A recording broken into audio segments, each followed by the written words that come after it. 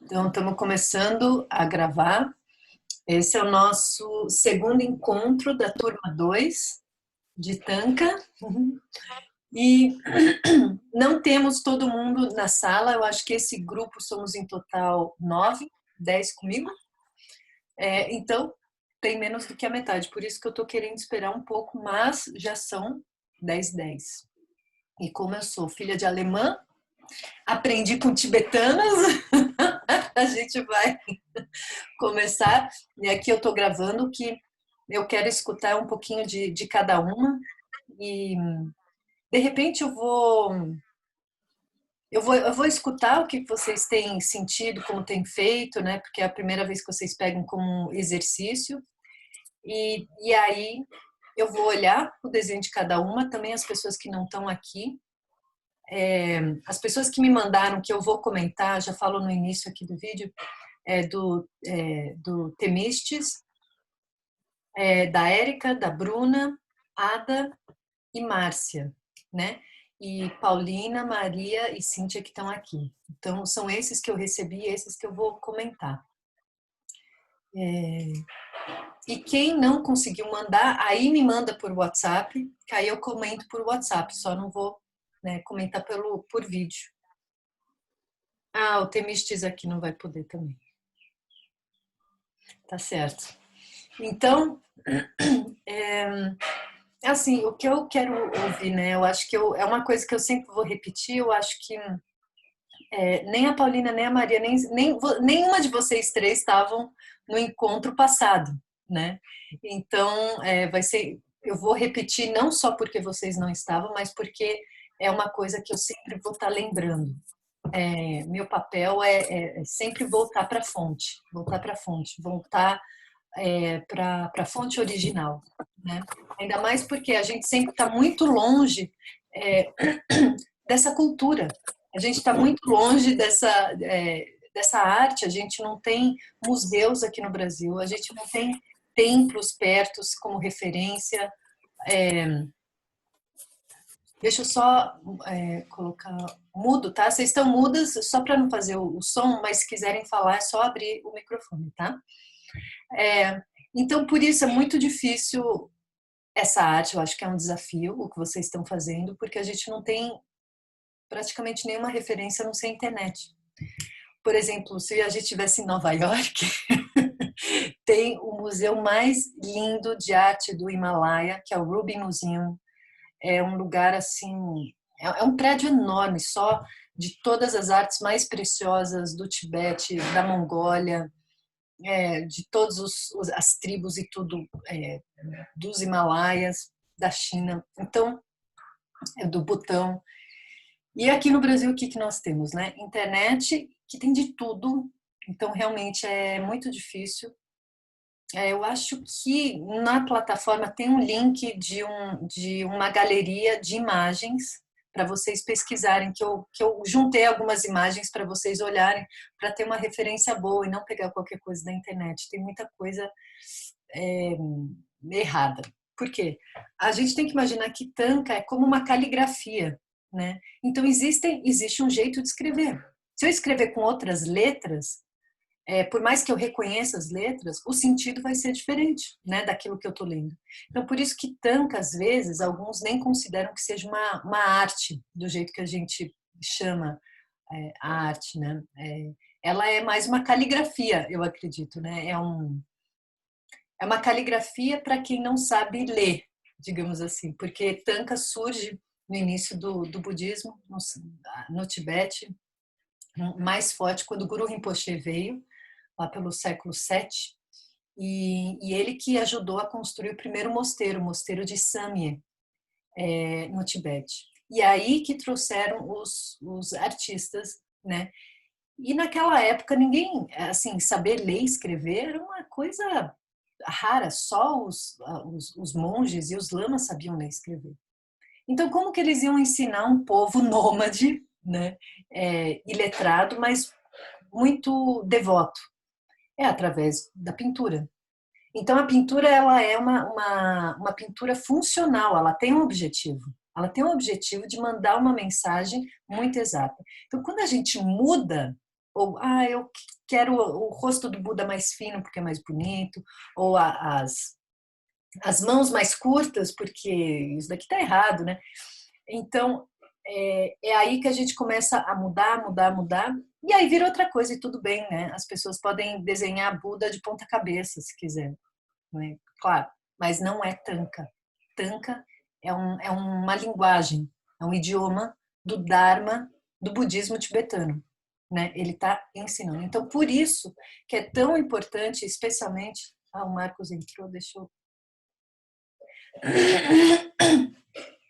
Por isso que é tão importante aprender Tanka com todas as regras, né?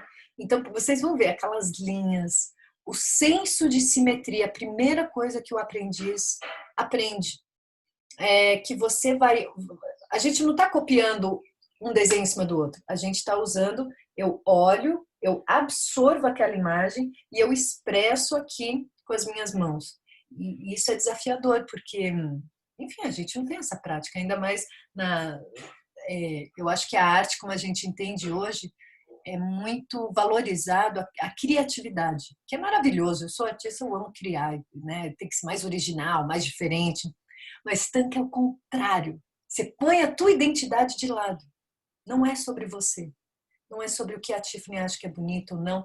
É como você pode se esvaziar e ser um puro canal de absorver aquela imagem que você vê, deixar aquilo puro, sem interpretação e expressar aquilo em benefício a todos os seres que vão olhar para aquilo. No momento que você muda essa caligrafia, esse ícone, você está colocando a tua interpretação dos ensinamentos dos mestres. Então, eu acho que é assim, e aí você modifica e alguém pega aquilo, também modifica e vai distorcendo. Então, é muito importante você se esvaziar de todos os seus conceitos e ser puramente linha, né? Linha e traduz aquilo.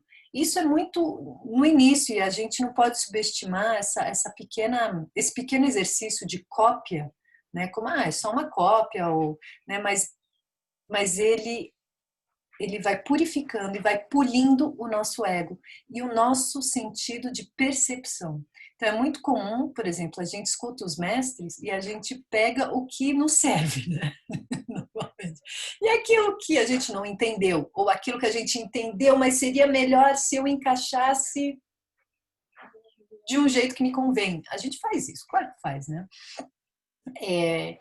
Agora imagina, eu acho que se você tem um mestre iluminado e você poder absorver o conhecimento dele sem nenhuma distorção das suas interpretações, baseados nos seus apegos e desejos e medos, mas só absorver. Os medos estão aqui, a Tiffany está aqui, está tudo aqui. Mas aquilo eu absorvo. E quando eu expresso na minha vida, também é puro, né? Não tem distorção. Então, quando a gente faz a prática... Então, quando a gente faz a prática de desenho, a gente está, na verdade, refinando essa capacidade de absorver os ensinamentos e poder viver eles, né? Poder expressar sem tanta distorção, que a gente sabe que a gente faz, todo mundo faz. É mais fácil ver nos outros, claro, né? É muito difícil.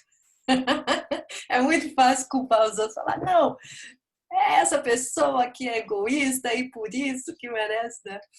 E Tanka é uma arte com um propósito. Sempre lembre disso, com um propósito, você despertar. Você despertar dessa ilusão que a gente cria, né? Sabe lá por quê, os karmas e tudo, mas Tanka tem esse objetivo. E se você não lembrar disso, não vai passar de um desenho comum, papel, lápis, linha, entende? Então, em toda aula eu tô aqui para lembrar de que é você que dá o sentido de sagrado a partir da tua postura. Como você enxerga aquilo, como você absorve aquilo como a fonte de todo conhecimento. Mas é só papel e lápis. E o Tantra, isso eu falei na aula passada, o Tantra é sobre isso, como você absorve algo muito comum, muito ordinário e transforma como um veículo para para a iluminação, para o nirvana. Então a gente está usando o simples ato de desenhar, copiar o que os mestres já vêm de uma linhagem inteira, aquela mesma forma, essa mesma caligrafia, e a gente está praticando isso nesse desenho e polindo essa capacidade, então, de se expressar no mundo. É uma transformação, entende? É algo ordinário e você transforma em sublime. Tá? Então, não subestima essa simples prática que é o desenho da face do Buda, por exemplo, que é muito simples. Você olha, não, mas é só um olho, é só uma boca. Olha além disso, tá? Isso vai depender de você. Confia no processo, na engenharia de Tanka, que é copiar. Parece muito bobo, mas é só copiar. O que eu estou aprendendo com isso? Confia. Tá? Confia e faz a prática e vai refinando a sua percepção e a tua expressão no mundo através de uma prática concreta que é o desenho. Isso foi uma das razões por que eu procurei Tanka também, porque eu vejo que é uma prática, claro, é muito filosófica, mas ela tem a coisa concreta, né? Eu posso pegar no lápis, eu posso desenhar, eu posso ver. Por exemplo, eu falei na última vez, eu tenho dificuldade de sentar e meditar, fazer um zazen, por exemplo, ou chamata, né? Porque minha mente é muito criativa, ela precisa de funções, então eu reconheci isso. E eu vi que se eu fizer tanka, ou geometria, que é uma coisa muito forte que eu tô fazendo agora, quem me segue, você dá uma função para a mente. E ela feliz fazendo. E aí a consciência só respira, só está presente, não está em todos os lugares. Essa é a ideia, que você está por inteiro. É simples assim. Ou às vezes tirar férias, né? Eu tenho uma professora, Yuma Mudra, ela fala assim, meditar é tirar férias. Só imagina isso, não é nada mais complicado. É você dar férias para todas as funções, para tudo que a gente faz. Só assim, senta. Não tem que meditar. Eu acho que é uma das dificuldades também que eu tenho, que eu sento para meditar e eu penso, eu tenho que meditar, eu tenho que fazer certo, né? Não, só pensa assim, não tem que nada. Essa é justamente a meditação, né? E é difícil. Eu acho que é muito difícil não fazer nada. E nesses tempos de pandemia, né? O mundo, o universo está nos pedindo, a humanidade inteira, a fazer nada. Nada no sentido, né, aparente. Porque internamente a gente está num duelo com os nossos monstros, com as nossas sombras. Na verdade, todo mundo está encarando. Então, por dentro está acontecendo muita coisa. Mas por fora, aparentemente, não. E aceita esse duelo como está chegando para a humanidade toda. Fica isolado. Tem pessoas que não veem outras pessoas por dias, né? Ou num apartamento, que você não pisa no chão. Acho que isso ia me enlouquecer, não poder pisar na terra. Então, pessoas em apartamento, né, alto. Então, pega isso como é uma mensagem do universo, né? Isso é realmente a meditação. Então, aqui eu estou para dizer, só para lembrar, né, desse sentido do desenho, dessa prática inicial que a gente está fazendo. Eu faço essa prática desde 2003, não sei quem conseguiu ler o livro, começou ou já terminou, mas eu pratico essa imagem do Buda até hoje. Mesmo que eu fiz todos os desenhos mais complicados, quem já viu as pinturas do templo, né? Tem Kalachakra, tem Chenrezig de 1000 braços, tem todas aquelas deidades, eu sempre volto para o Buda, porque o Buda, todas essas deidades é a consciência do Buda, né? Então o Buda é a base. Então se a gente entende bastante o Buda, faz várias vezes, vai ser muito mais fácil acessar as outras deidades, quando a gente for desenhar outras deidades, ou até mesmo praticar, né? Quem faz prática vajrayana de visualização também fica mais fácil se você tem essa intimidade com o Buda, né? Ver o Buda como energia real, energia vibrante. E isso é repetição. Repetição é uma coisa muito, muito, muito usada no Oriente. E no Ocidente é diversidade. A gente sabe disso, né? Quanto mais coisas diferentes, a gente aprende muitas coisas diferentes, faz exercícios diferentes, né? Quem quem é acadêmico vai para a faculdade, você vê cada dia uma aula diferente. E no Oriente, tipo assim, um ano fazendo a mesma coisa, né? Um ano fazendo a mesma coisa. Então, o rosto do Buda na escola, nos primeiros meses, eu só fiz o rosto do Buda. E aquilo foi massacrante, porque eu não venho de uma cultura que está acostumada com isso. Eu me senti estagnada, né? Pô, não vou, para onde é que eu vou com isso? Mas eu confiava no professor. E eu vi que eu ganhei tanta segurança no desenho do Buda, né? Acho que eu fiquei só no Buda alguns meses, e todos os dias, né? Eu ia para a escola 5 horas por dia, desenhando de novo, e de novo, e de novo. E me deu, e sabe, tem camadas para acessar através desse desenho, que aparente é só o desenho, mas você está acessando camadas de si mesmo. Porque primeiro vem a revolta. Como assim? De novo, de novo? Já estou fazendo bem, eu não preciso, me dá outra coisa, eu já estou bem, né? Mas aí é outra coisa que você está alcançando. Você não está. Você percebe que não é só sobre a perfeição do desenho. Tem algo além disso para ser polido dentro de você. Então confia nesse processo da repetição. Isso é típico da educação no Oriente, né? Então, dito tudo isso e tudo mais possível para se dizer, eu gostaria de ouvir cada uma como tem sido essa semana, olhando pela primeira vez o Buda. Quem leu a apostila, se tem perguntas ou comentários desse processo, que tem, se tem tido desafios, obstáculos, ou tem tido insights, ou nada, um grande vazio, talvez. Mas você olhou para esse vazio, esse nada, né? Então, gostaria de ouvir, e quem gostaria de começar a compartilhar com a gente? Maria, vamos. Isso. Sim, eu gostaria muito. Bom, em primeiro lugar, eu quero te agradecer, porque você poderia, por exemplo, ter aprendido tudo isso e decidir nunca ensinar. Então, eu quero muito te agradecer, porque, nossa, para mim, está sendo a coisa mais maravilhosa que aconteceu agora nessa minha época. Eu estou aposentada, né? E, e eu sou professora, né? E sou psicopedagoga. E é interessante porque eu nunca gostei de cópia e nunca consegui fazer. E eu também sempre estimulei os meus alunos a serem eles mesmos e nunca fazerem cópia. Eu Exato, detestava vai quase contra todo o nosso ensino no Ocidente, né? isso mesmo. Eu detestava quando eu via na escola algumas professoras que faziam exposição dos trabalhos dos alunos, ver tudo igualzinho, né? Tem algumas professoras que acham lindo isso, né? E eu achava um horror isso. E eu tenho muita dificuldade, porque eu sou uma pessoa muito indisciplinada, extremamente indisciplinada, apesar da idade. E eu tenho muita dificuldade e aí, como eu me vi? Eu me vi tendo que fazer, né, os parâmetros, as linhas todas, para poder construir o Buda, né? Foi maravilhoso para mim. Eu não canso de fazer. Eu fiz 12, mas eu não paro. Eu só fico pensando, eu levanto de manhã com vontade de fazer, Que né? Isso está lindo! sendo muito importante para mim. Eu percebi também que você ensina o Dharma.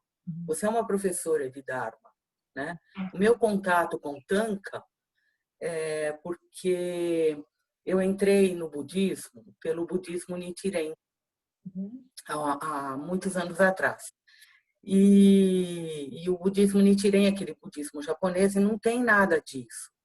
E depois eu fui entrando, fui descobrindo, comecei a estudar o budismo e descobri outros mestres. Então eu descobri o monge Gensho, depois eu descobri a monja Koen, depois eu fui visitar o Templo Zulai, né? Mas só quando eu fui no budismo tântrico, eu fui visitar o Centro de Dharma da Paz do Lama Michel Rinpoche. É maravilhoso e é cheio de tankas penduradas. E eu fiquei fascinada, né? Um dos meus mestres é o Lama Michel e o outro é o Lama Padma Santen. Eu nunca estive lá no Caminho do Meio, lá no templo do Lama Padma Santen. Mas eu vi muitas fotografias, eu vi aquele seu livro. E eu entendi o que era Tanka, antes de você ter me explicado, né? Eu entendi que é uma forma de ensinar o Dharma. E eu fiquei fascinada. E depois disso, um dia que eu estava procurando imagens de Tanka na internet, eu vi um trechinho do Lama Santen explicando o que é Tanka. E eu fiquei fascinada com isso. Eu não podia deixar de fazer o seu curso. Ele diz assim que Tanka, ele perguntou assim, quem pendurou esta Tanka aqui no templo? E aí as pessoas responderam, foi a fulana, tal. Ele falou, não foi. Foram as próprias deidades. Porque são elas que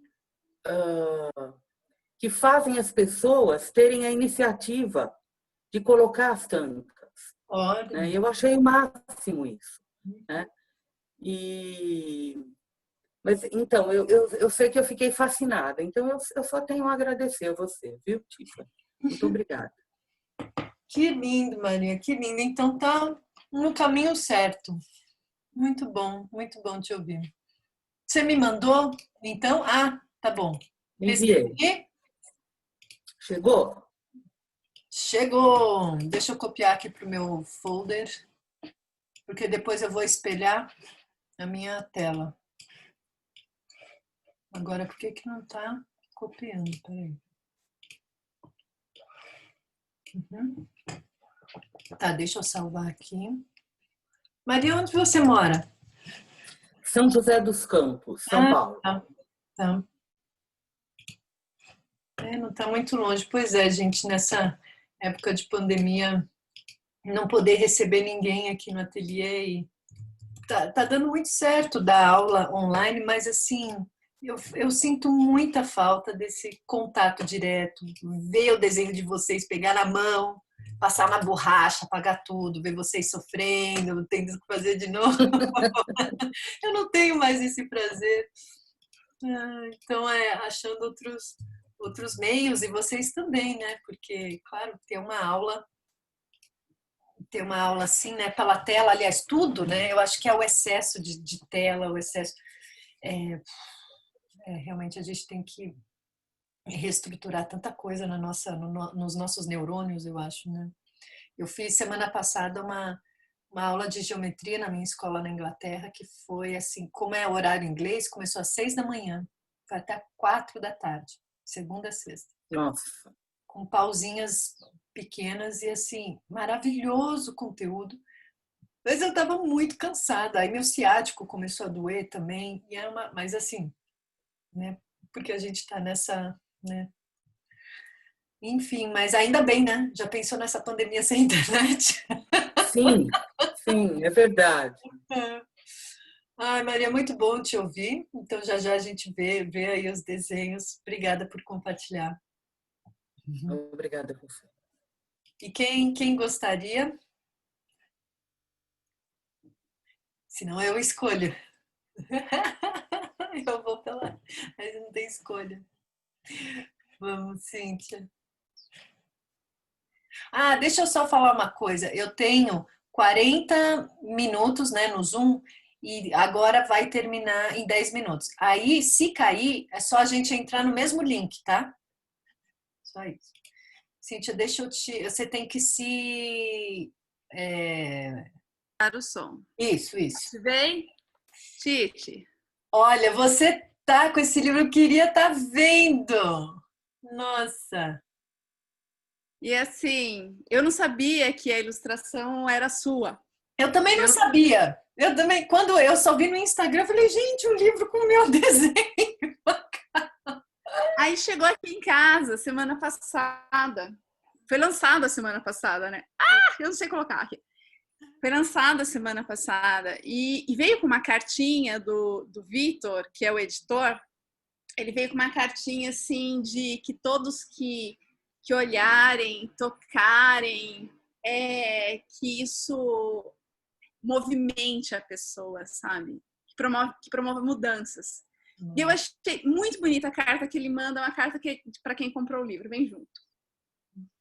E aí, a próprio punho, sabe? Uma graça.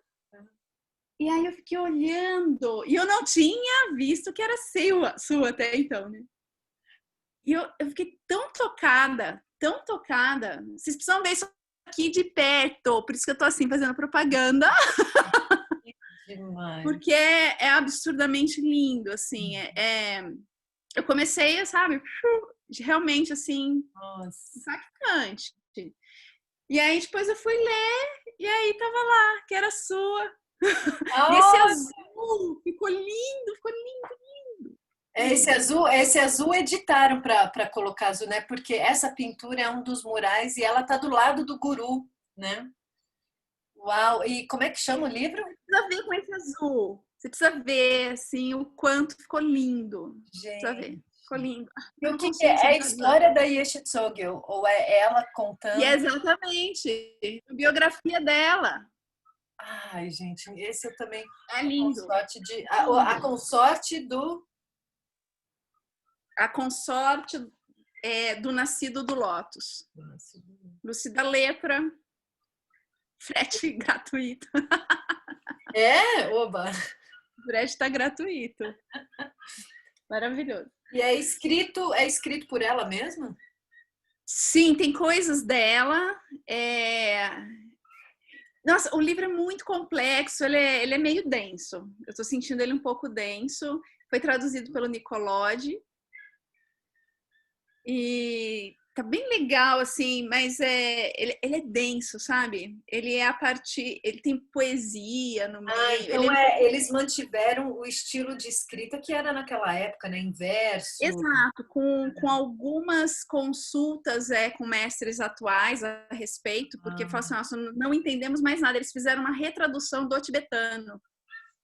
Eles não pegaram uma obra em inglês, eles fizeram uma retradução do tibetano para o inglês, e o Nicolodi fez o inglês para o português, e o Dzongzar tá metido com isso. Vários mestres contemporâneos e mestres antigos também, porque trata de uma língua, de um jeito de se escrever até perdido.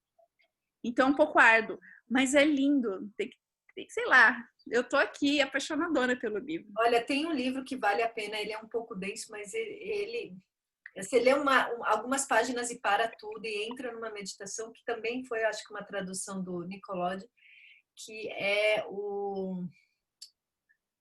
ai, meu Deus, como é que é? O Monte do Junípero, que é o Guru Rinpoche falando com Yeshi Tsogyal. É um livro muito lindo, muito, muito lindo. Olha, recomendo também. Ela é a consorte dele, mas antes do nascimento dela, ele a chama, sabe? Ele chama. O livro começa com ele chamando ela antes do nascimento. É bem legal. É bem bonito. Lindo, lindo, lindo. Bonito. E atribuindo a ela tudo o que foi feito do budismo na Índia, no Tibete, a ela. Não, ele atribui a ela. Então, assim, é um livro que me parece, eu tô no comecinho, assim, mas já tá... Uau! Maravilhoso. Maravilhoso. Bom, meu namoro com Tanka é velho. Desde o livro que eu li da Titi há 200 anos atrás, eu escrevi para ela falando, te amo, te amo. Tempão. Há 200 anos. Mas não era da artes, embora tenha lá umas facilidades, né? Mas assim, não era da área. E perguntando, eu posso aprender? Ela falou, of course, my dear. Você tem ideia de onde você está entrando? O que você está pedindo? E aí eu fiz o primeiro módulo, mas eu nunca participei de uma turma assim. E a vida passou assim, feito um trator. Que é bom olhar para isso, sabe? Assim, como é que você se perde de algo que estava fazendo tanto sentido, fazia tanto sentido? É bem legal eu tô numa posição assim muito interessante em relação ao curso, porque eu posso olhar se essa é a minha pausa. E, Titi, eu acho que tem uns 5 anos, porque foi o tempo que a gente fez a mandala lá no SEB. Foram 5 anos atrás que eu fiz o mandala lá. Gente. Em 2016. Começo de 2016. Vai fazer 5 anos. Caramba. Bom, tudo isso. E aí, eu fiz, e todos esses anos eu não pratiquei. Então, eu comecei de novo. E assim, foi interessante notar algumas facilidades que eu adquiri por meio da prática, porque venho fazendo práticas regulares, né, de atenção, de meditação e as práticas budistas, né? Então, eu pude notar que algumas facilidades eu adquiri. O que levava horas para ser feito, eu posso fazer em um tempo muito curto. Isso me surpreendeu muito. E me surpreendeu também, assim, uma certa agudeza, assim, de olhar também. Porque eu pegava, assim, eu colocava, daí eu comparava na régua, né? Eu falei, será que eu fiz certinho? E eu falava assim, é isso, centímetro, igual! Aí eu fazia de novo, Então, assim, até isso se tornar natural, né? E não precisar mais medir, mas aquilo é óbvio para você, que tem diferença ou não, né? Essa é a ideia. Exato. Mas isso também foi uma armadilha que eu percebi. Porque quando você tá desse jeito, você fica mais livrinha. E ficar livre significa, em certo sentido, é voltar para o hábito. E desconcentrar. Então foi muito interessante observar isso. Assim. Eu falei assim, eu fiz super rápido. E aí eu notei, eu falei assim, mas eu não estava inteira como naquele que eu levei horas fazendo. Né? Então eu pude perceber essas nuances assim a respeito, né? E a primeira vez que eu fiz, eu tinha muito medo de fazer traço, sabe? Medo de fazer traço. Então eu ia devagar. E aí deixa eu falar que vai cair já já nossa ligação. Lembra, é só ligar, tocar no mesmo link, tá? E aí eu vi você fazendo com aquela canetona preta, assim. Eu falei, jamais! Tem que ser uma zero nada pra mim. E aí eu vi a mão mais livre fazendo, porque o que eu tô achando que eu vou perder? O que há para ser perdido? Exato. Não é? É papel em certo sentido. E o medo tá onde, né? A pergunta E onde é o medo, né? Onde que ele E eu assim, você falando assim, mas assim é só passa a borracha e faz de novo, minha filha. Não tem nada a ser perdido. E nada a ser ganhado também. Então, assim, eu me senti mais livre fazendo. E aí, quando essa liberdade ultrapassava o muro, eu me via longe. Aí eu voltava, porque tem uma certa medida, né? Porque a gente é muito condicionado, a gente tem muitos hábitos, né? Então, seus hábitos vão para o desenho. Muito. Então, foi aí que é maravilhoso, exatamente isso, Cíntia, de ver em quais são nossos hábitos, porque a gente faz e por ser tão óbvio a gente não enxerga, né? E